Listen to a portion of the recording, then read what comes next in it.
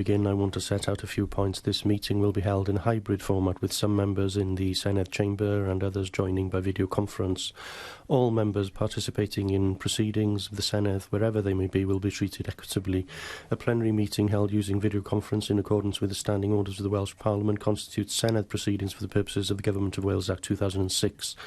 Some of the provisions of Standing Order 34 will apply for today's plenary meeting, and these are noted on your agenda. And I would remind members that these standing orders relating to order in plenary meetings apply to this meeting and apply equally to members in the chambers as to those joining virtually. The first item is questions to the First Minister, and the first question is from Mark Reckless. What assessment has the Welsh Government made of the level of support for its coronavirus restrictions? So, with tests of public opinion continue to indicate strong majority support for the actions being taken by the Welsh Government to keep Wales safe. Well, First Minister, the YouGov poll published this morning shows support falling from 66% to 45%, with 47% now opposed. And I just wonder whether you might find more support for your policy if you work with the opposition rather than calling them disgraceful, and welcomed a royal visit to thank key workers rather than calling them divisive. Instead, you, and I quote from your statement, set out how and when Wales will move between alert levels with all Wales measures. We must do the same in Swansea as in Anglesey, so long as it's different from England. First Minister, wouldn't we be better with the united UK approach? So, as far as I'm aware, neither Swansea nor Anglesey are in England. I've looked at the poll to which the member refers. Voters in Wales were asked whether they preferred the approach taken by the Welsh Government or the approach taken by the English Government. 53% of people said they preferred the approach taken in Wales. 15% preferred the approach that the member continuously advocates here. Andrew Arty-Davies.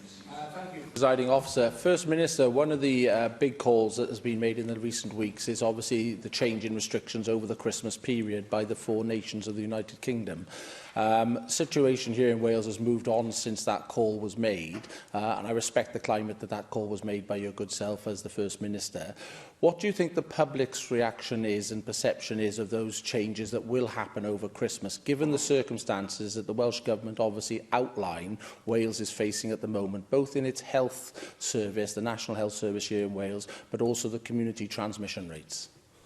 Thank Andrew Arty-Davies for that question. So he will know that the four-nation agreement over Christmas was hammered out in detail over 4 different meetings between the 4 nations. It was a hard-won agreement. I will not lightly put it aside. I have a meeting later today with the First Minister of Scotland, First and Deputy First Minister of Northern Ireland, and Michael Gove as the Minister in charge of the Cabinet Office. No doubt this issue will be discussed again there.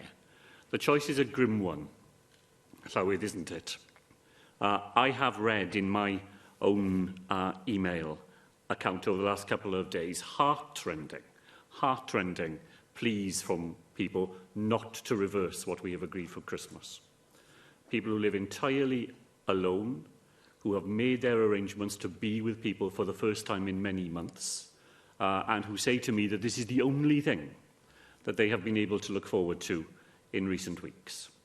And yet we know that if people do not use the modest amount of additional freedom available to them over the Christmas period responsibly, then we will see an impact of that on our already hugely hard-pressed health service.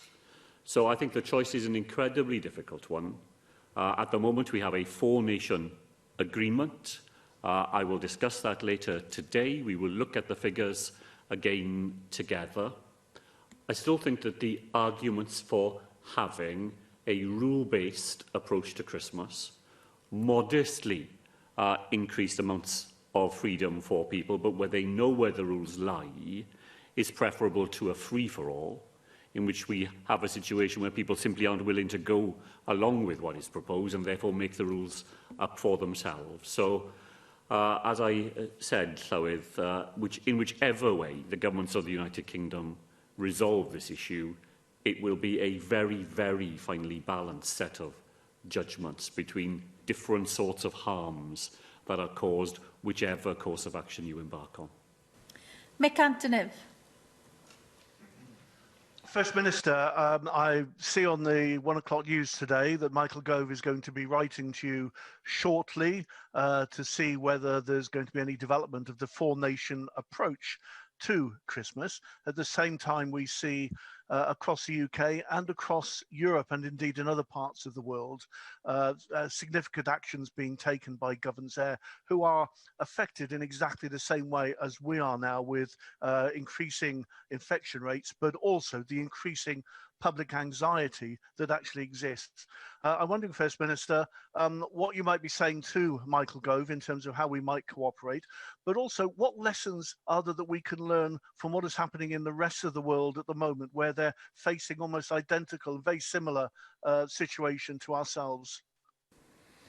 Well, the lessons, Llywydd, that I draw from the rest of the world is exactly the point that Mick Antonev made, that governments across Europe and more widely are having to take action in the face of the resurgence of this virus during winter conditions with a virulence that was not predicted in the modelling that was carried out in many parts of the world. And, of course, we watch very carefully what happened yesterday in Germany, in Holland, in Italy, and I will be discussing with Michael Gove directly later today whether the four-nation agreement that we struck continues to have marginally more advantages than disadvantages, or whether there is a different balance that we ought to strike. In either direction, Llywydd, harm is done. Harm is done whether people get together over Christmas in a way that isn't responsible and doesn't observe all the advice we have given to people. If we seek to prevent people from meeting over Christmas, a different sort of harm will be done to people's sense of mental health, to people's sense of how they can survive through this incredibly difficult year together.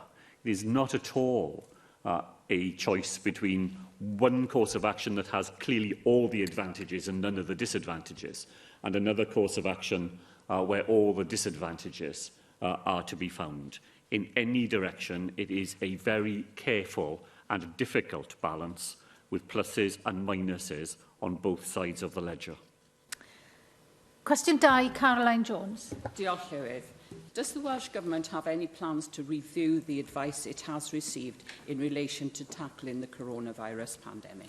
Thank the member for the question, Llywydd. The Technical Advisory Cell provides coordination of the latest scientific and technical advice to support the Welsh Government decision-making.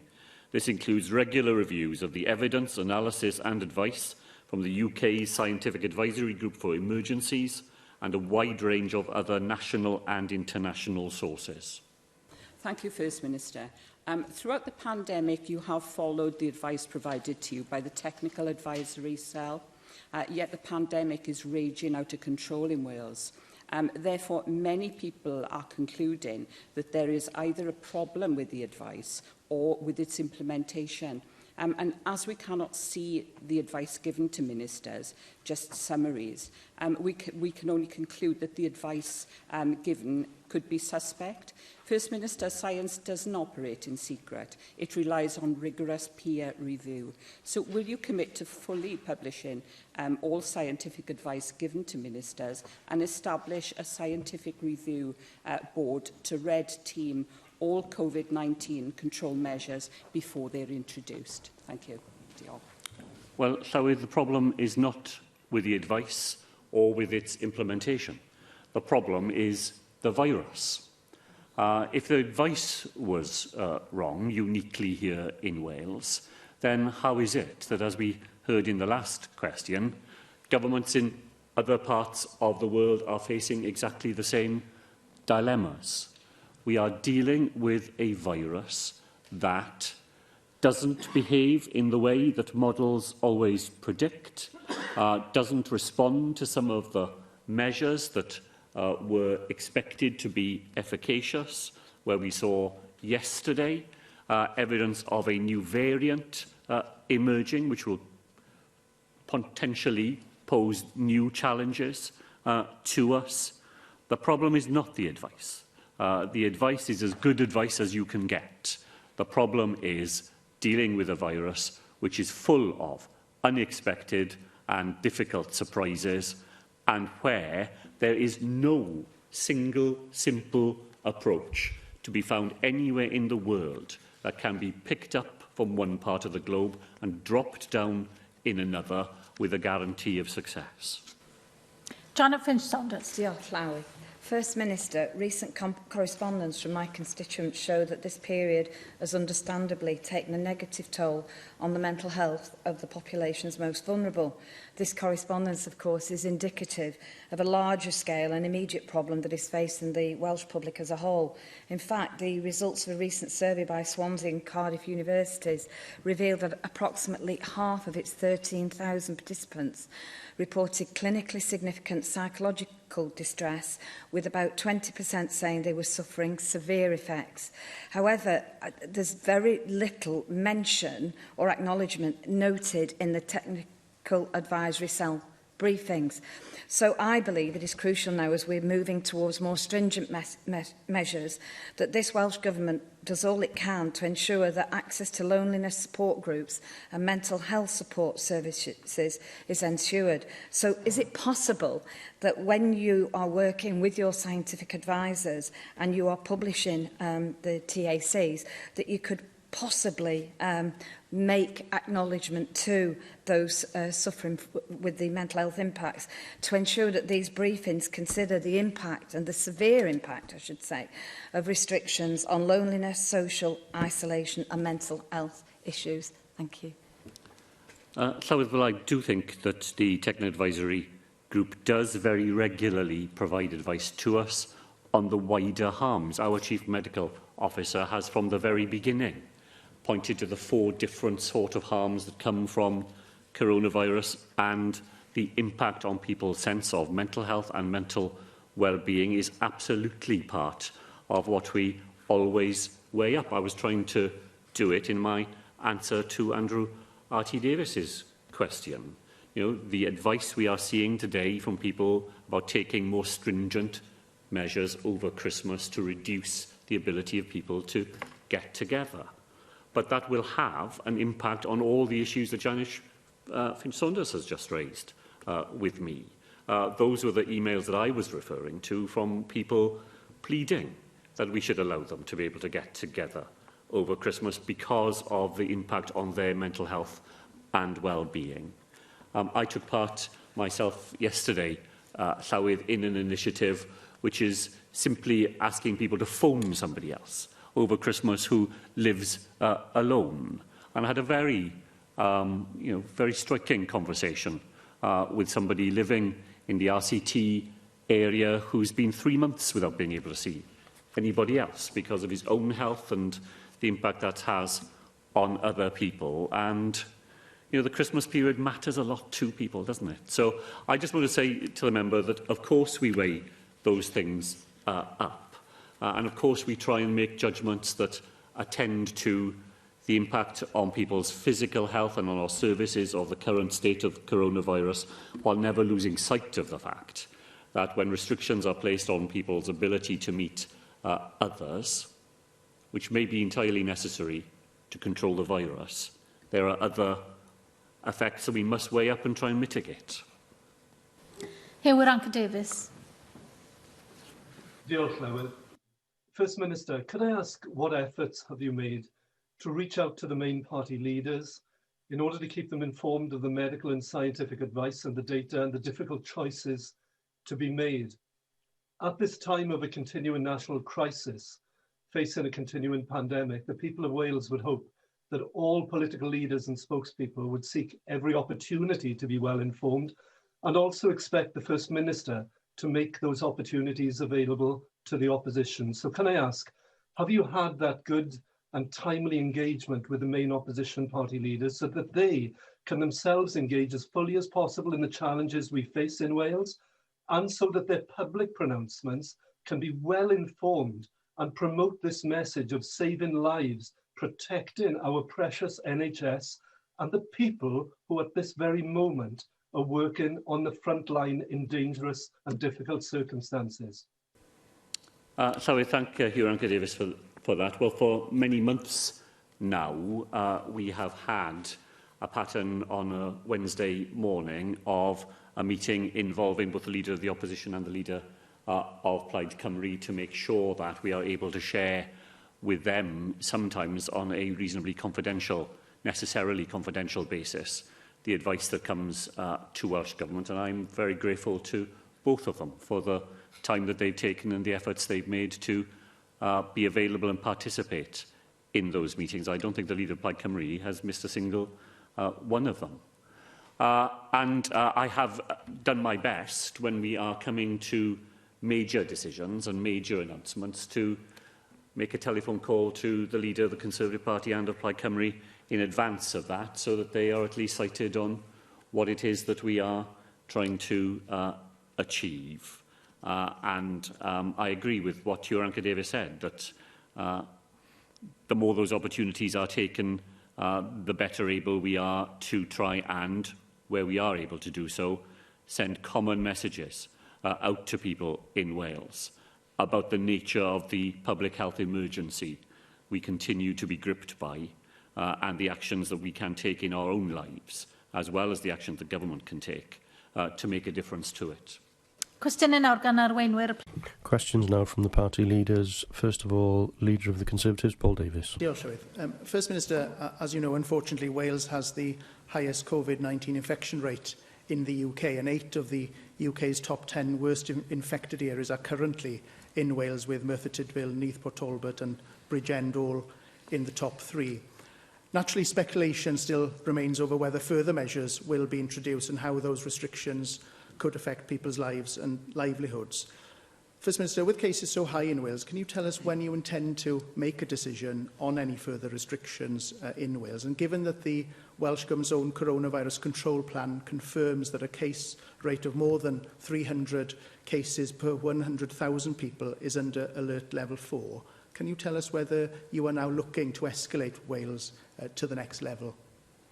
So I thank Paul Davis for that question. We will be looking every single day this week at the way that the figures in Wales are moving. I said at my press conference on Friday that unless we see signs that the current rise is being arrested and reversed, then it is inevitable that further measures will be needed. Now, we took an important set of measures a week ago last Friday in relation to attractions and hospitality. We took further measures last week in relation to schools and to outdoor attractions. We have to be able to allow those interventions an opportunity to work. If we do not see them working, as I said on Friday, then it is, I think, inevitable that further actions will be necessary in order to stem the flow of coronavirus as we see it in Wales today. And I'll be doing that every day this week. I'm grateful for that answer, First Minister, and I know that the Health Minister confirmed yesterday that nothing, of course, is off the table when it comes to more COVID restrictions over Christmas, and I very much accept and understand that, and I appreciate that you'll be having further discussions with other UK governments later on this afternoon about the Christmas restrictions as well. Now, of course, Wales has more than twice as many COVID-19 cases compared to other parts of the UK, and 2 health boards have now confirmed that they will suspend some non-urgent treatment, and so we're also looking at a crisis perhaps actually taking place as well in the new year. You will have seen the concerns of the Welsh Intensive Care Society, which has warned that critical care services will not be able to cope over the winter period without intervention at the highest level.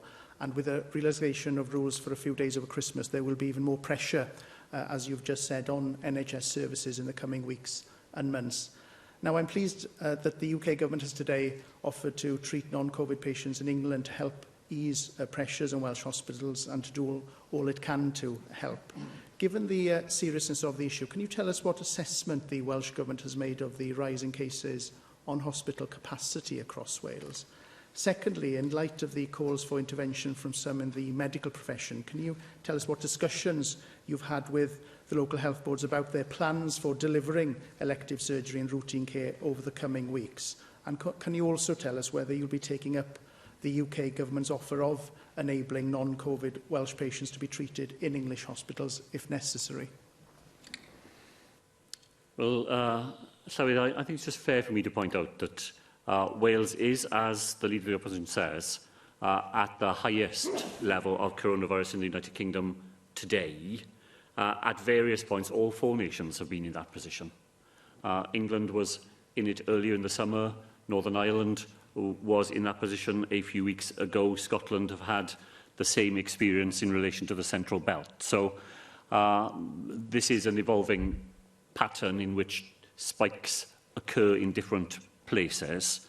As far as capacity in the health service is concerned, there's 2 sorts of capacity that we're talking about.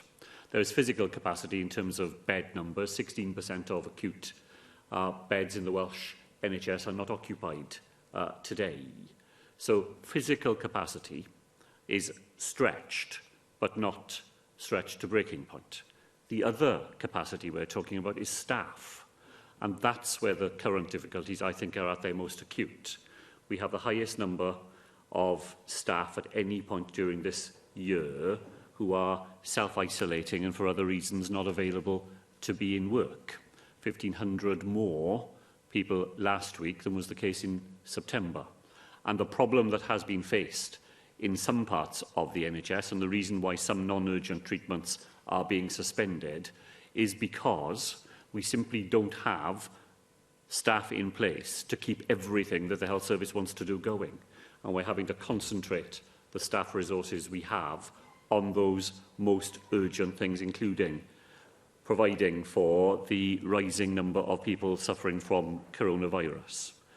So we rely on a regular engagement with all our health boards to look at the capacity of the system to continue to do things other than coronavirus, and that varies from health board to health board at the moment, but it is a daily engagement that we have with them in order to make sure that, as far as possible, the health service does all the things we would all want it to do. As to the letter on mutual aid, of course, I will reply to it, once again endorsing the principle of mutual aid, which has been there through coronavirus. Wales has supplied £11 million, 11 million items of PPE to the English NHS during this crisis as part of our mutual aid, and the letter that I've received today restates that, and I'm very happy to once again endorse it. First Minister, whilst the COVID pandemic continues to escalate in most parts of Wales, there are still some valid concerns from many across the country about the negative consequences of further restrictions, in particular, as you said earlier, the effect on people's mental health. As my colleague, the member for Aberconwy, said earlier, last month, Mind Cymru teamed up with researchers at Cardiff and Swansea universities to speak to more than 13,000 people about the impact of the pandemic on mental health in Wales, and their research showed that around half of the participants showed clinically significant psychological distress, with around 20% reporting severe effects. Therefore, we can't be under any illusions that further restrictions could make life difficult for a lot of people, and it's crucial that the Welsh Government signpost support and ensure that mental health services are accessible to those that actually need them.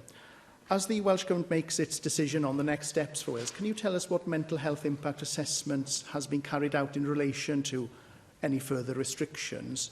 Could you tell us what additional support will be made available to people who need it? And how will the Welsh Government signpost services and encourage people to ask for help should they feel that their mental health is suffering as a result of any further restrictions? Well, thank the member. It's an absolutely important area, of course. It comes up in all the conversations that I have when I'm talking to people beyond the Senedd. It comes up in conversations with our health workers who've gone through a year not simply torrid in terms of the physical strain of the job that they do, but the emotional wear and tear that it has of seeing people who would otherwise be fit and well suffering from this awful disease. It comes up very regularly in the discussions that I have with young people who are very alert to the impact that this year will have had on their sense of resilience and looking to the future.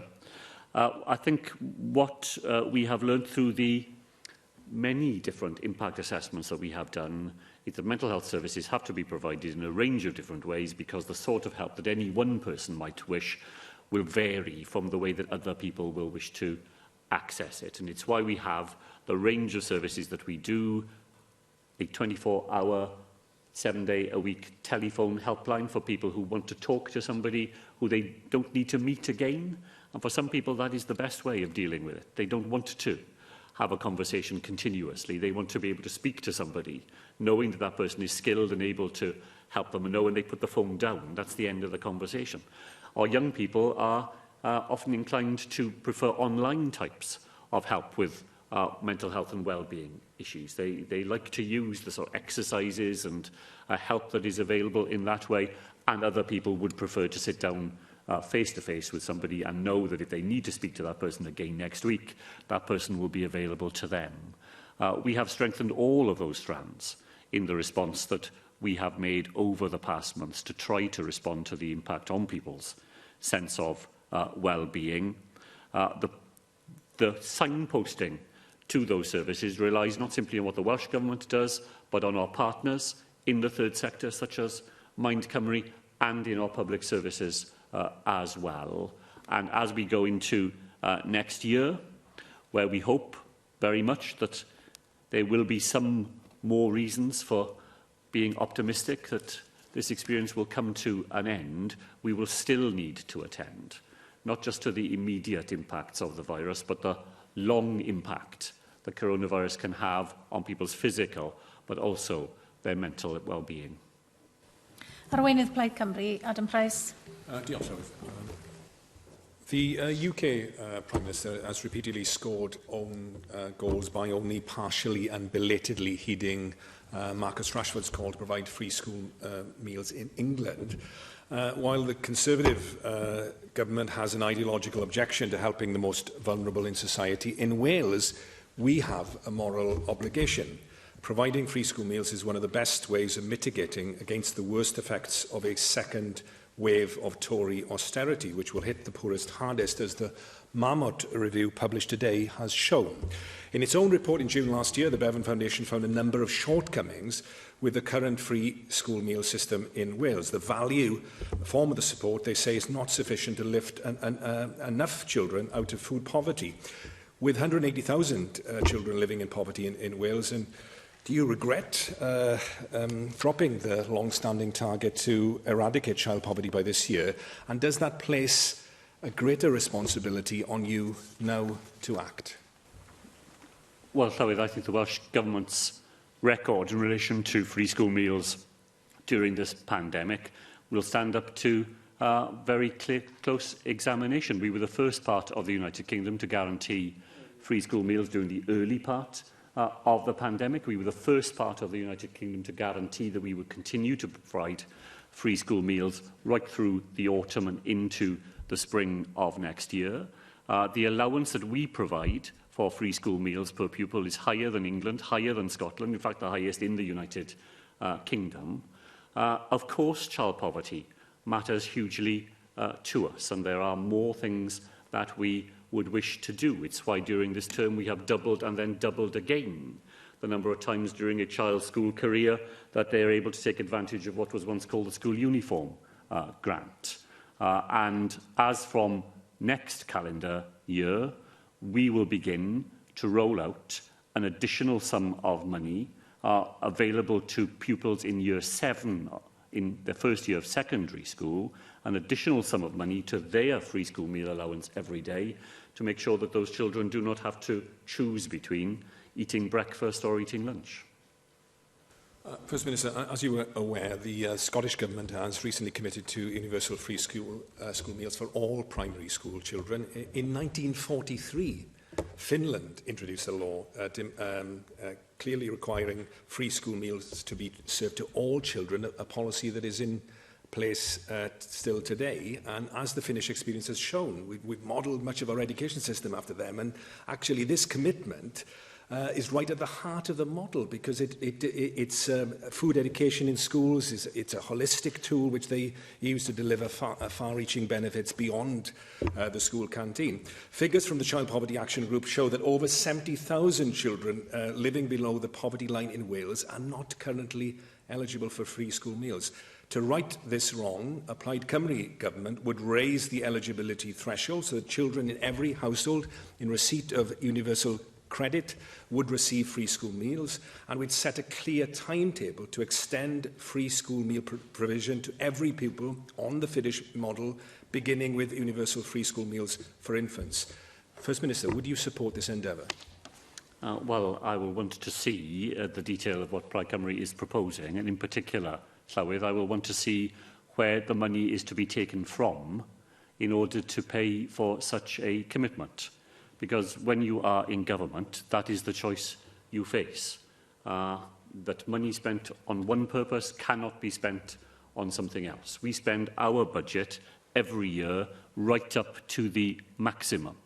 And this year and next year, we will be drawing additional money out of reserves in order to be able to continue to defend our public services here in Wales. So I will look at the detail of what the member is proposing, not simply the headline that he's offered us this afternoon, but where he thinks, how much he thinks this will cost, and where he thinks the money will come from in order to pay for it. And if I can see the detail of that, I'll be happy to consider it. Let me agree with what Adam Price said, though, in opening, because, of course, a meal in school is far more than just food. The campaign for free school meals was launched here in Cardiff in 1906, in City Hall here in Cardiff, where the Fabian Society published a pamphlet which has one of my favourite titles of all political pamphlets, because the title of the pamphlet was, "And They Shall Have Flowers on the Table." And it is a beautiful title, and what it tells you is that the case for free school meals was not simply feeding children, but it was valuing children. It was telling children who came to school that they were people that their society invested in and wanted to do the best by. They shall have flowers on the table. And in the sense that the Danish experiment and the things that Adam Price said, I absolutely share the view that providing a meal for a child in school is more than just putting food in their stomachs. It is about the value that we place on that child and the clear signal that we give to them about an investment that society makes in their future. Yes, I don't need to tell you about the value of progressive universalism. The point of universality is that you ensure then that everyone who needs it gets it. And in relation to your point about finite resources, there we need to be smart, so we need policies that deliver more than one objective. And so you can see with universal free school meals, if you link it, for example, with the foundation economy, if you like, a square meal produced within the square mile, the foundation phase and the foundation economy, ensuring local procurement, children learning from where their food comes from, at the same time as helping the local food producing business that are being hammered hard by the pandemic and who knows, maybe even by a no-deal Brexit. Surely that's the kind of smart policy that we need, First Minister, that delivers through a preventative model savings, even in financial terms, because of the better health and educational outcomes for the children concerned and indeed their economic life chances, but also does it in a holistic way for the economy, for the better environment, for better health at the same time. Well, all those arguments were arguments that led a Labour government to introduce universal free meals in primary schools, because we have free breakfasts in primary schools that are free to all children. And it was exactly that sort of multiple objective that led the Cabinet at the time to find the money to invest in it. Free breakfasts provide food for children who otherwise would go without. They make their learning more effective because they have food in their stomachs and are able to concentrate on their learning. It provides particularly for those families who are on the edge of working, because if you don't have to pay for the child to be looked after or for the child to be fed, then your ability to take up a job or to carry out more hours in that work are improved as well. So the smart bringing together of multiple objectives is exactly what any government would wish to do. And I think you can see that, as I say, you can see it every single day in that progressive and universal service that free breakfast in our primary schools represents. Question 3, Nick Ramsey. Diolch, Llywydd. What assessment has the Welsh Government undertaken of the capacity available to deliver the COVID-19 vaccination? Thank the member for that question, Llywydd. Immediately following regulatory approval of the Pfizer-BioNTech vaccine, NHS Wales mobilised and administered over 4,000 doses within the first 48 hours of its availability. Detailed workforce modelling is underway ahead of regulatory approval of subsequent vaccines. NHS Wales is prepared and ready for the task that lies ahead. Thank you, First Minister. I'm pleased to hear that progress is being made, even at this early stage at the rolling out of the vaccine. I understand that health boards have been asking some former nurses to return to work to help with the rollout of the vaccine. I wonder if you could confirm that that is the situation. And also, is there any capacity within other organisations across Wales that might be able to help out with that vaccination programme? I think the sooner it can happen, the better.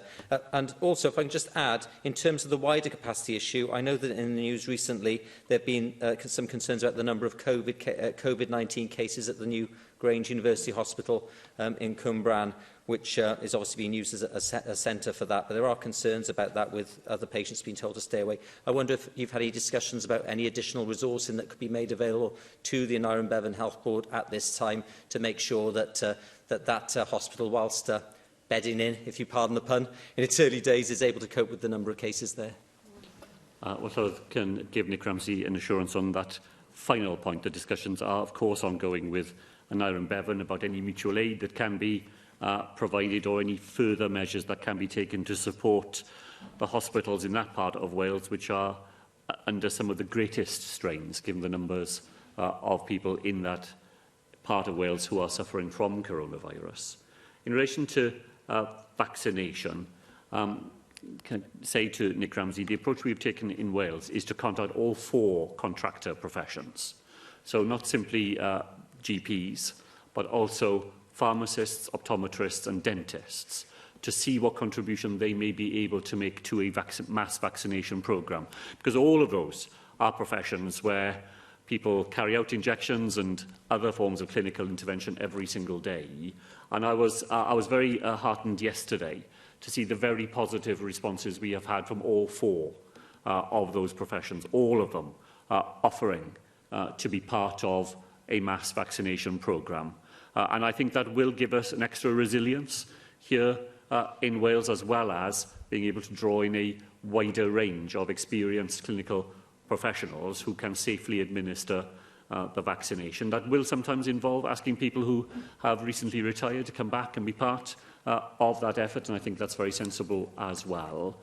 But I think in Wales, drawing on the range of primary care professionals we have who are willing to make a contribution. We know that pharmacists carry out flu vaccinations in increasing numbers every year in Wales, and optometrists and dentists have skills, experiences and abilities that they too are willing to contribute to that effort, and that is how we are planning the future of our vaccination programme in Wales.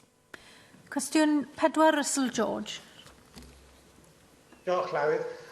Will the First Minister make a statement on the promotion of the heritage of Mid Wales? The Welsh Government, through Visit Wales and Cadw, promotes the unique character and value of our heritage to the people of Wales and the world, and that includes, of course, the rich heritage of Mid Wales. Thank you, First Minister, and there is indeed a rich heritage in Mid Wales. We are here in the Senedd this afternoon, but of course the first Senedd in Wales was believed to have been in Machynlleth, in my own constituency. Now, I'm keen that we have an exciting and meaningful future for the Senedd D in Machynlleth. I'd certainly like to see the Owen Glyndŵr Centre used by this Senedd and the Welsh Government, perhaps to a greater extent than it has been since devolution. So can I ask you, First Minister, to commit liaising with your officials to explore how the Senedd D in Machynlleth can be used by the Welsh Government, particularly when it's hosting events and promoting Wales around the world, to emphasise the heritage and culture that we have here in Wales, and in doing so reach out to the trustees of the centre to support them in their ambitions for the Senedd D. Well, so I thank Russell George for that. Of course, Machynlleth has a very particular place in Welsh history, and the Llywydd will have heard what Russell George said about the Senedd itself making use of that historic location. And when the Welsh Government is in a position to welcome visitors to Wales, we often try and make sure that we hold those meetings in parts of Wales that showcase everything that Wales has to offer, and that certainly includes mid-Wales. When I saw this question at the weekend, I was reminded that it is a year ago, almost exactly, it will be a year to next week, when I was making a journey to North Wales, just personally, and took the opportunity to call in at two of the great mid-Wales heritage sites, the Abbey Cwm Hir, which I was visiting, I'm ashamed to say, for the very first time, and Gregynog, which I've been to many times. And those are just two examples of what we have in mid-Wales.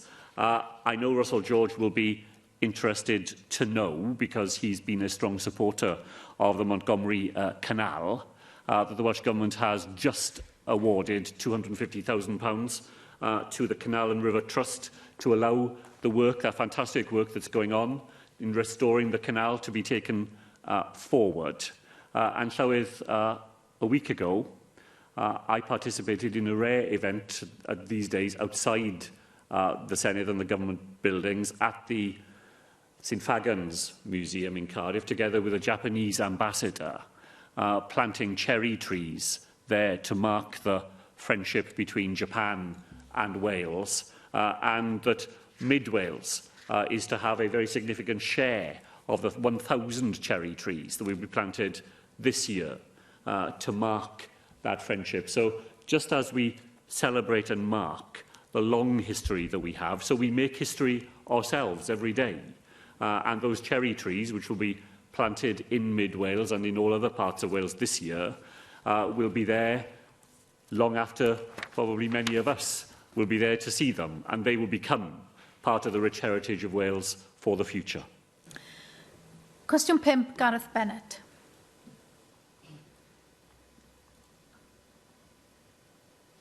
Diolch, Lewin. What funding has the Welsh Government provided to businesses in South Wales Central during the COVID-19 pandemic?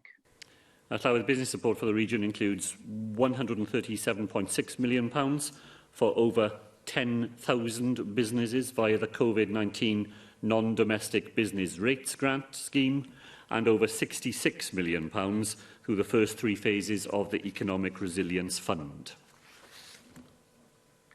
Thanks for that response. I've been contacted by various constituents who are community pharmacists, and I'm asking what point the Welsh Government has reached in its negotiations with Community Pharmacy Wales, negotiations which have been going on for some months now, over compensating this sector for the financial costs it incurred when pharmacists had to pay for their own PPE equipment at the start of the pandemic. The community pharmacists in Wales have done us proud in how they have responded to this pandemic, and we are now the only region in the UK where this sector hasn't been compensated for the costs it incurred. We were promised a statement on this by the Trefnydd as soon as the outcome was known, so I'm just asking for an update on the situation. The member for that supplementary question. He's right that negotiations with community pharmacy have been proceeding over recent months. There was a further offer made by the Welsh Government some weeks ago. The Health Minister has a meeting with Community Pharmacy Wales on Thursday of this week, where those negotiations will continue. David Melding.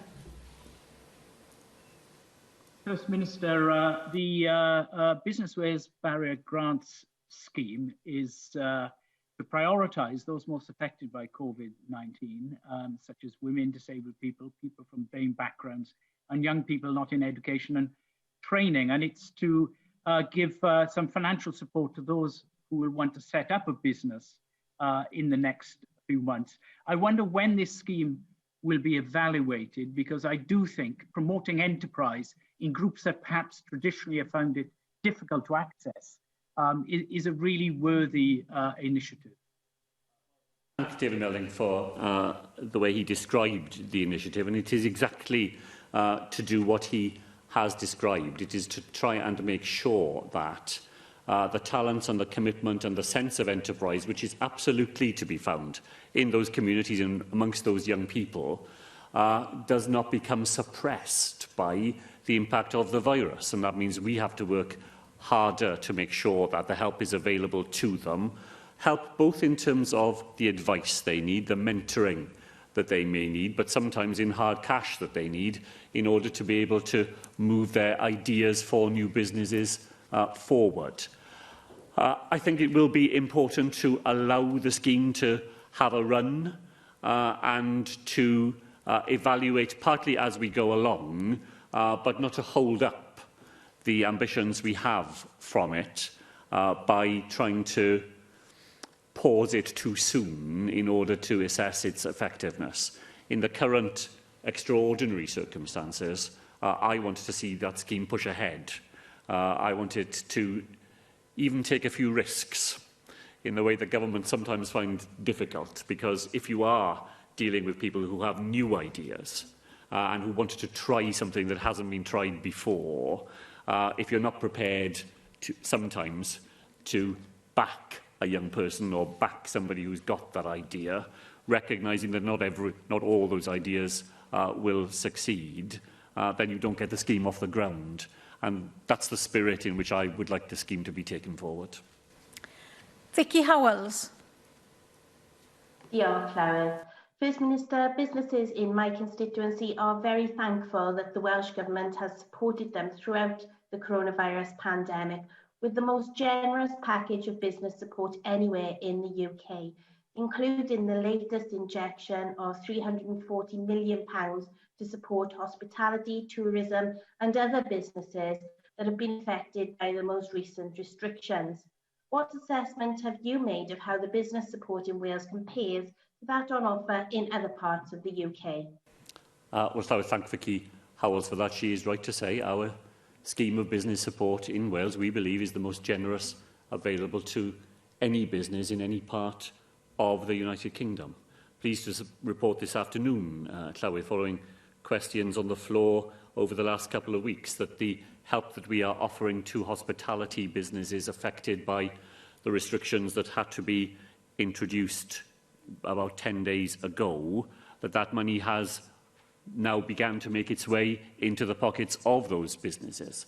Hundreds of businesses have now received that help. Millions of pounds has been paid out to them, and that is at a point where 14 of our 22 local authorities are yet to make returns on the help that has been provided. So not only is the help generous, but the help is getting to where we needed it to go.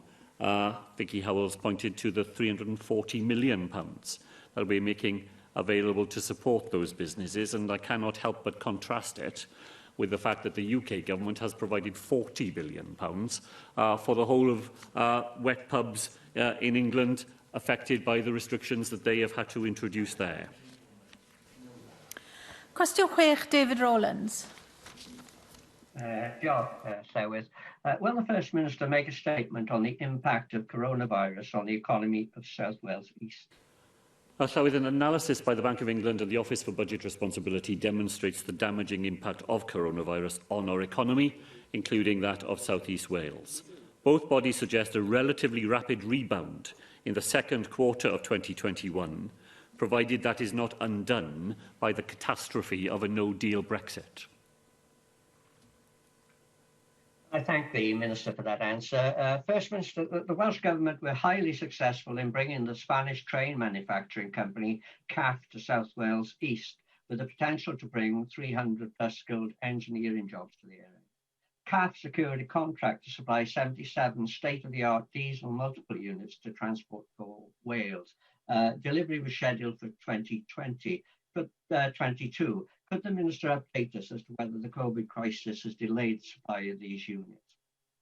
Shall we first of all let me say that I think the fact that CAF are now operating out of South East Wales is a huge benefit to Wales. I was lucky enough to be able to meet the whole of the board of CAF when they visited Wales. They'd come from a visit to one of their investments in the United States of America.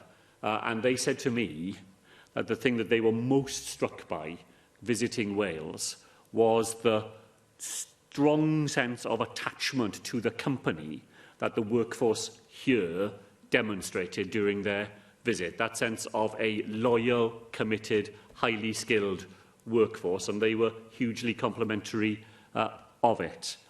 Coronavirus has had an enormous impact on the rail sector. The Welsh Government is providing over £100 million simply to sustain that part of our public transport network during these extraordinarily difficult days. We do look forward to the point where the delivery of new rolling stock to Wales will allow us to get back to the plan that we had originally set out, which, as the member knows, is to improve services, to create a new metro system here in South Wales and to provide the travelling public with the sort of experience that they look for and deserve. Whether the plans are capable of being implemented to the original timetable is something that we continue to discuss very regularly with Transport for Wales. I had a meeting with them myself only this week, and that can only really be finally determined as we see, as we hope we will, a recovery in the economy next year, allowing passengers to return to the railway safely and the revenues that they bring with them to flow into the industry. Cwestiwn 7, Rhina Piorwerth.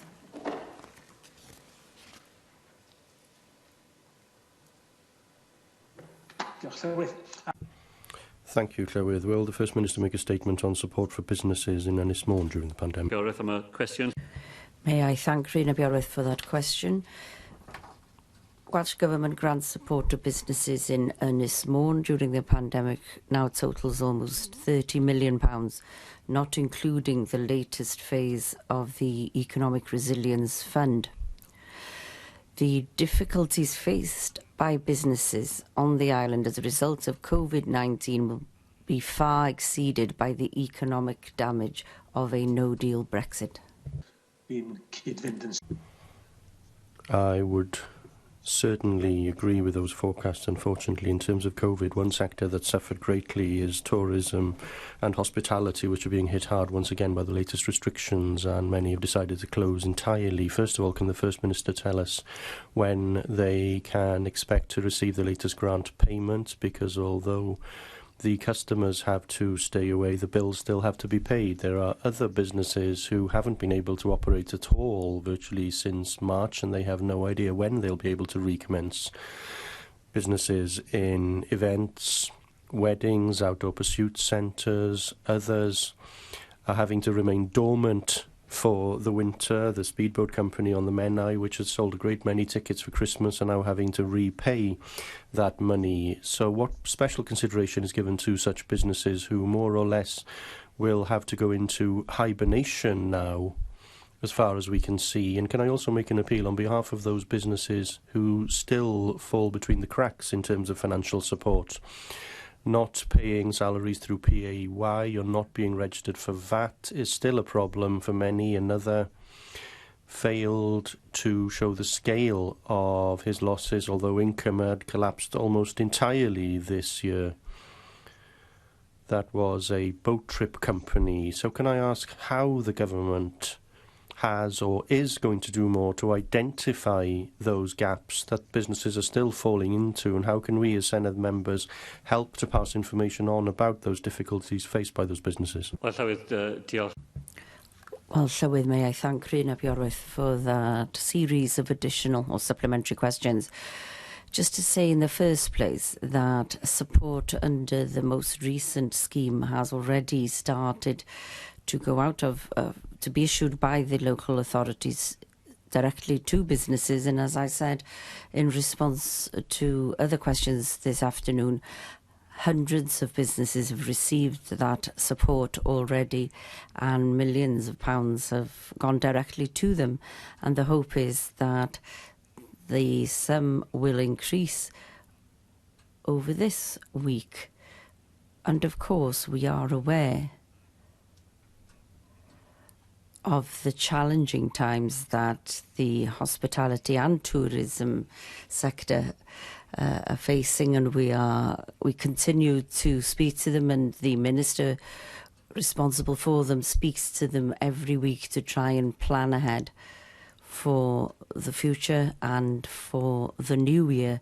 And the hope is that if we can, I mean, we're not in that position today, as we've already been discussing, but in the future the hope is to reopen those sectors and to support them to work as they would wish to work, and not be dependent on government grants, but to generate income through their own businesses. And on that final point, we have endeavoured already to be more flexible in the way in which we take information or the evidence of their balance sheets so that we can help them.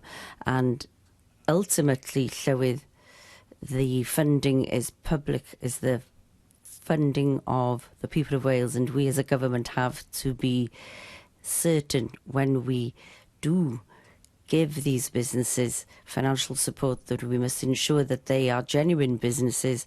And that is why sometimes we ask for evidence from them to demonstrate that they are who they say they are, and that we can then give them the funding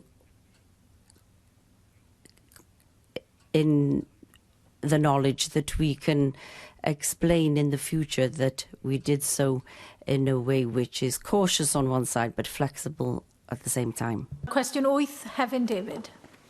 Will the First Minister provide an update on progress in containing COVID-19 in cases in Caerphilly?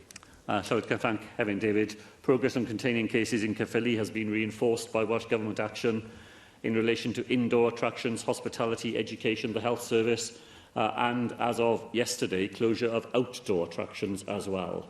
I thank, as ever, Llywydd, the residents of Caerphilly for everything they do to help contain this deadly virus. The Nairon Bevan University Health Board put out an unprecedented call to citizens of Caerphilly and beyond in their area to not attend health services where they don't need to, and to recognise that they need to make the right choices. And I have to say, the people of Caerphilly who've been in touch with me, on the whole, via almost the entire number of people who've been in touch with me via my Facebook page, Facebook Live sessions, have been supportive and have recognised what they need to do. However, and I'm almost reluctant to do this, there have been a small number of people who've said some extraordinary things. I'll give you an example. One person said to me last week, "This is no different this winter to any other." Someone else said, "Most of those dying from COVID are elderly or vulnerable and would probably have died of cold, flu or pneumonia instead." These are some of the statements that were made last week by a very small minority of people, but nonetheless, those people have a huge impact.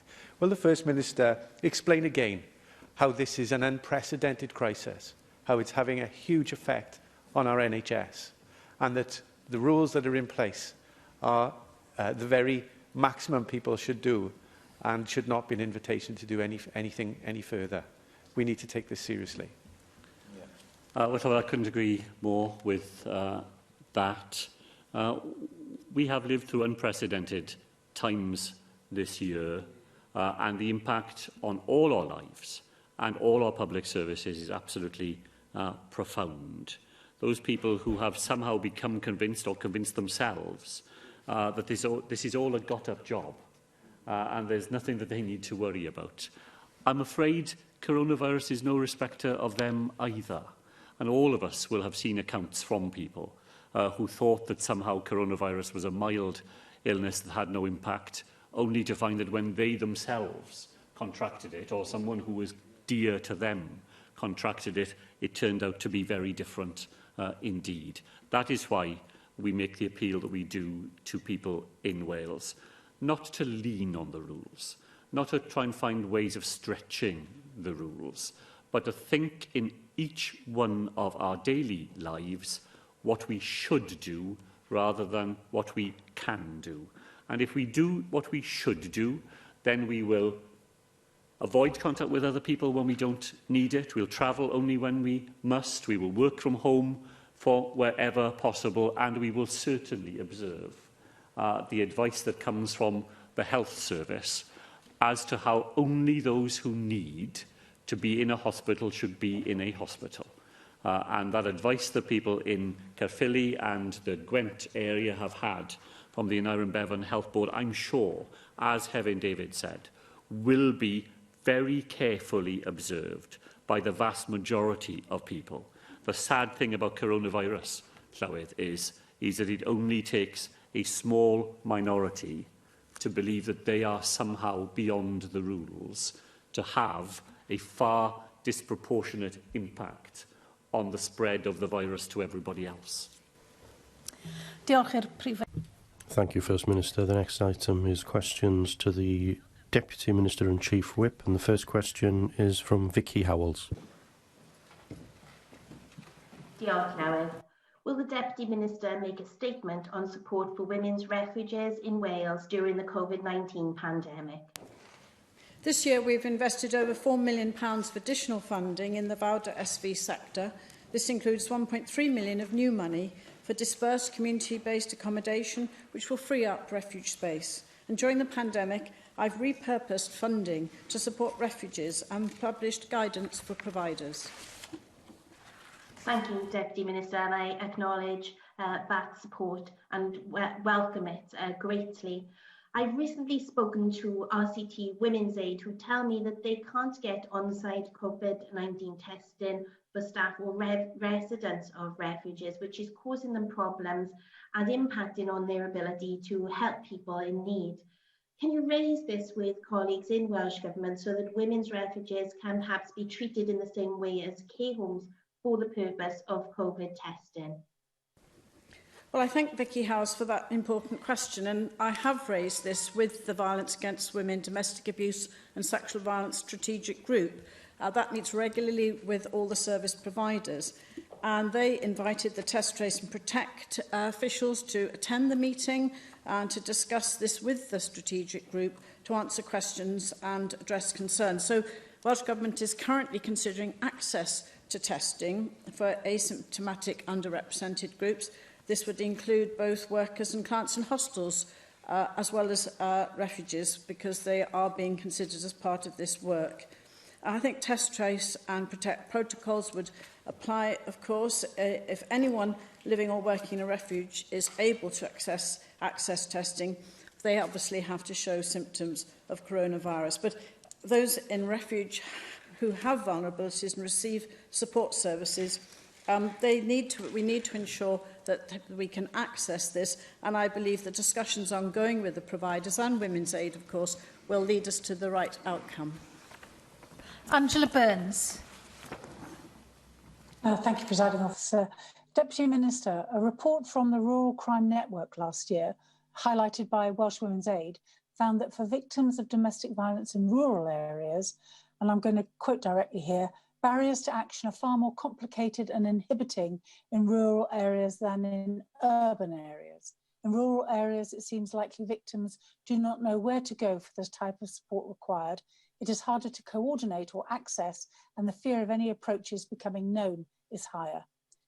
Given that less survivors in rural settings disclose, services obviously will need to be based on need rather than demand, and it requires a deliberate strategy to ensure research, data and analysis are not skewed towards the urban demands, and is fully inclusive of our rural community. So I just wondered, Deputy Minister, if you could outline what actions your government has taken to redress this urban bias and to ensure that the needs of rural victims of domestic violence are also fully addressed. Thank you to Angela Burns for that important question. And the issues of rurality are being addressed. In fact, I thank Joyce Watson, who convened and hosted a meeting on the White Ribbon Week, which specifically focused with the National Federation of Women's Institutes on issues of domestic violence in rural areas. And issues, for example, that ways in which we can support and help have been made available. We've got 6 video conferencing suites across Dyfed-Powys in your region to make it easier to hold those all-important cross-sector case conferences, the MARICs. We provided additional funding for dispersed community-based accommodation, providing funding to enable witnesses to give evidence remotely with support from service providers. And indeed, in terms of that extra money for community-based accommodation, £427,543 been allocated directly to Mid and West Wales. But training is crucially important. Around 30,000 professionals trained through our national training framework in Mid and West Wales last year. So it has to be an all-Wales response, but rurality, I can assure the member, that is crucial in terms of reaching out and providing that support. Question 2, Mandy Jones. Diolch, Llywydd. Will the Deputy Minister make a statement on efforts to improve community cohesion in North Wales? We've invested an additional £1.52 million since April in our community cohesion programme.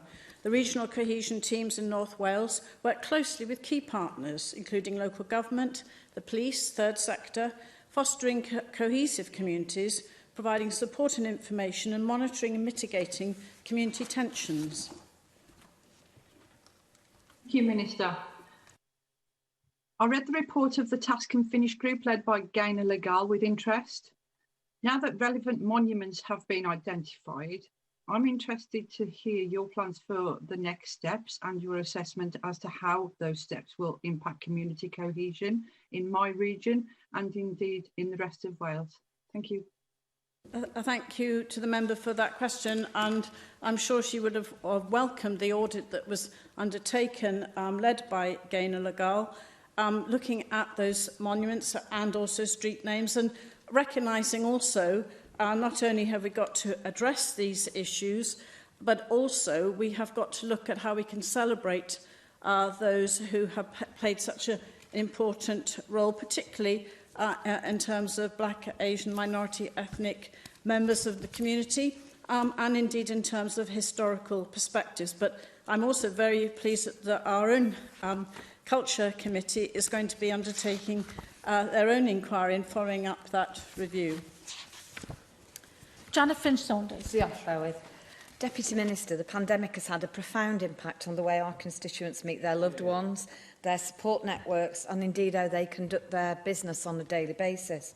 Now, a stable digital broadband connection is now more important than ever so that people can feel part of an inclusive and cohesive community. You'll be aware of the recent Red Cross report calling for strategic investment in tackling digital isolation so that people can stay connected throughout future restrictions. And according to a recent update from Openreach Cymru, 39,000 of the hardest to reach properties will be connected under the fibre rollout scheme by June 2022. Now, we have heard this before, and some of those ambitions have never been fulfilled. However, if they are, for many, that is still too long to wait. So can you explain whether you, as a government and as Deputy Minister, whether you're going to look at a more ambitious target to implement in light of the need for more people now to work from home, and also outline how this will be approached strategically to combat such digital exclusion? Thank you. Combating digital exclusion is crucial in terms of enhancing and supporting community cohesion, but particularly reaching out to the most vulnerable people in our communities, as you say, Janet Finch-Saunders, affected by coronavirus. And I think what we have been able to do over the last 9 months, and certainly through my budget, through the third sector and equalities budget, is repurpose some of our funding to ensure that we can provide that, not just equipment, but it's training and support to many of those who have been excluded and disadvantaged because they haven't had that access. And indeed, this is very much a cross-government initiative led by the Deputy Minister for Economy Transport in terms of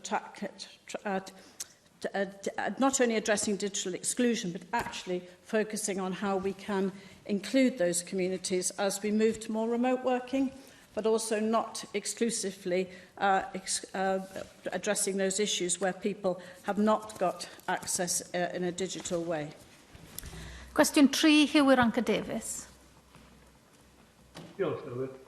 How does the Deputy Minister engage with young people in Wales in relation to equality and human rights matters?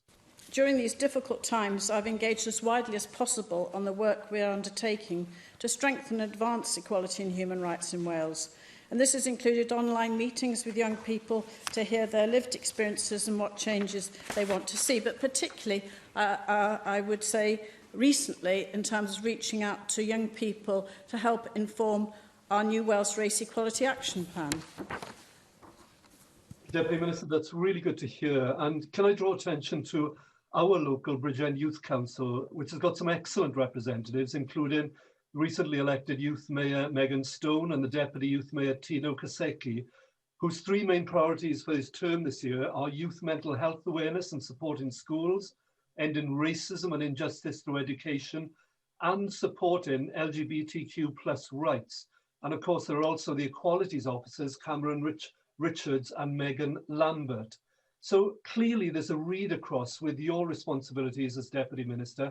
So can I ask, how do you engage with these young people on the equalities and human rights issues which are important to them, and specifically whether she can engage with members of the Bridgend Youth Council on these shared priorities? Well, thank Hugh Ranker-Davies for that important question, because the pandemic has led to an unprecedented level of engagement with all our stakeholders, including reaching out to young people, but also to many of our equality forum and groups. I've mentioned the Race Equality Action Plan, and that has enabled me to meet with many young people through the Ethnic Youth Support Team, Race Council Cymru, the wonderful Privilege Cafe. And I think we need to link members of the Bridgend Youth Council to many of those forums to enable them to have their say. I have met with young people from Bridgend recently, and they are formidable in terms of their commitment, particularly around those issues relating to equality and LGBTQI+ rights. So I hope that they will also be able to inform the research and the consultations we're undertaking with the Race Equality Action Plan, but also on the LGBT+ action plan, and the work that we're doing in strengthening equality and advancing human rights in Wales, where we are obviously moving forward with not just research, but looking at legislative models, which I would hope they could engage with. But I would very much like to meet with the Bridgend Youth Council. Laura Ann Jones.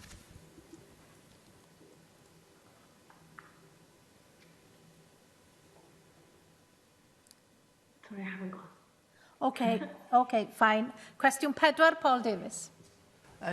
Will the Deputy Minister make a statement on support for the third sector in Wales in response to the COVID-19 pandemic? The Welsh Government has already provided 24 million to support the third sector in Wales through the pandemic, and this recognised the vital role the sector has played in the response to COVID-19. And I'm now making an additional 2.5 million available to ensure this support continues until the end of March. Grateful to the Deputy Minister for that response. Now, as you know, the COVID-19 pandemic has hit many charities across Wales very, very hard and had a huge impact on their funding streams. Now, this is particularly important for medical research charities, and some estimates suggest that the pandemic may set medical research back by as much as 10 years. Can you tell us what the Welsh Government's latest assessment is of the impact of COVID-19 on medical charities in particular, and what further assistance can you offer the sector to ensure life-saving medical research will actually continue to be funded here in Wales?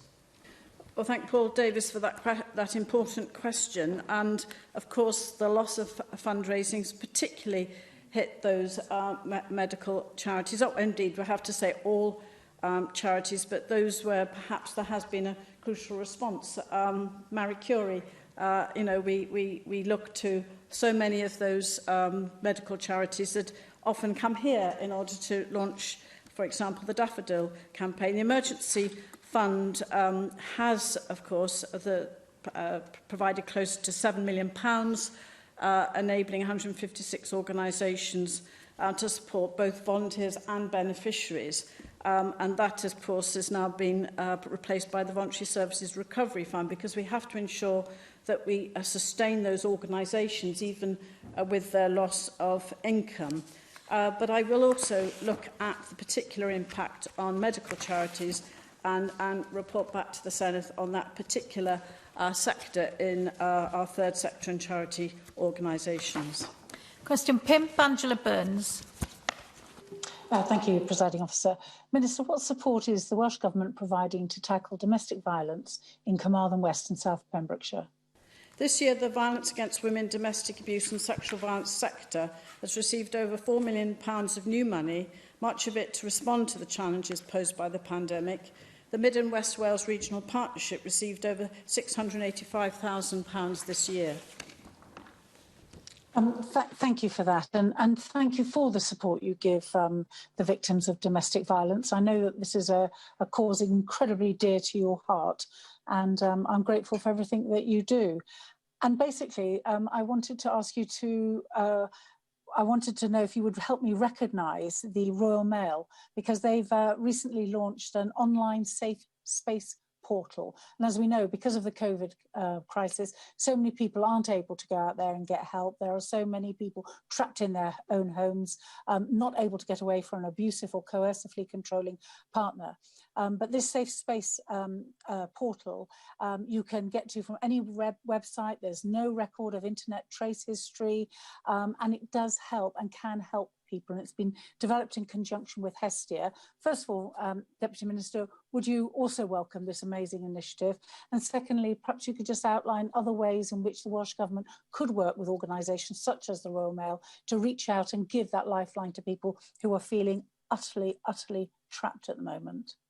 Well, I thank Angela Burns for that question and for her earlier questions this afternoon. And I certainly endorse and welcome Royal Mail's initiative with the new portal. And indeed, I'm very impressed across the public and private sector and the ways in which organisations are responding to this need. It's not just for the public sector, it is indeed for all those organisations who have a role to play and who are actually in touch with people on a daily basis. I think it's important that we also just share today, as we move towards the Christmas period, recognising that is not an easy period for many in terms of home is not always a safe place.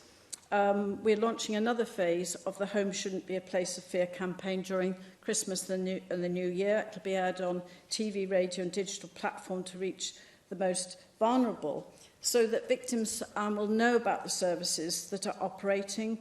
And it's back to encouraging bystanders and concerned others to access help and information. The dial 999 plus 555, which is, of course, where you can get police support as well. So I thank the member very much for raising this and hope that all members across this chamber will respond to our call in terms of making Live Fear Free helpline widely understood and known across Wales.